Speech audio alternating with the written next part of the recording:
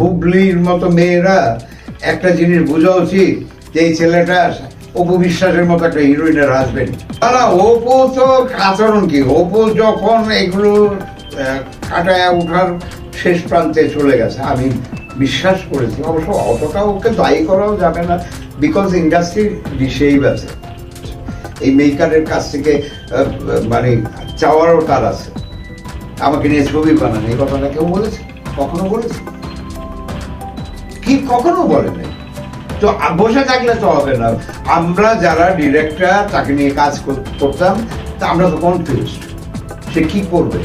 তার তো খালি পার্সোনাল বিষয় ম্যাটারগুলোকে নিয়েই আলোচনা, কিন্তু প্রফেশনাল কিংবা ইন্ডাস্ট্রিতে শিল্পী ক্যারিয়ারটাকে নতুন করে নতুন উদ্যম নিয়ে কাজ করার এটা কোনো তার সাইড থেকে কোনো রেসপন্স ছিল না। অভিনয়ের বাইরে যেটা বললাম যে বুবলির সাথে সাকিব এবং অপু বিশ্বাসের দ্বন্দ্ব, না এগুলো নিয়ে আসলে আমার কথা বলা উচিত না, কারণ এগুলা ম্যাটেরিয়াল মানে অনেক।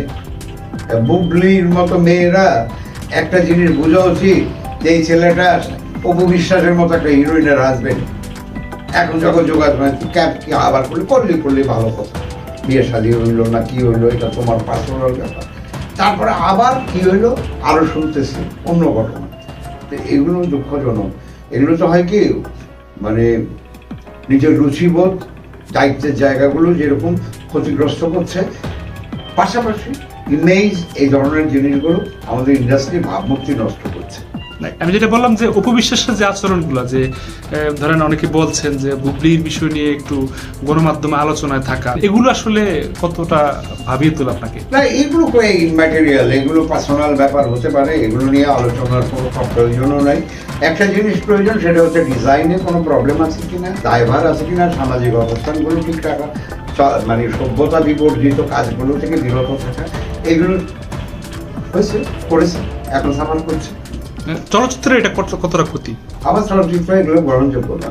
আমাদের মানে ওপেন সিক্রেট, আপনাকে ওপেন করতে হবে। বিয়ে করছেন ডাজন্ট ম্যাটার, আপনি কাজ করছেন। তার মানে এতটা দুর্বল আপনি যে বিয়েটা অস্বীকার করেন কেন, কিংবা গোপন করে রাখার কি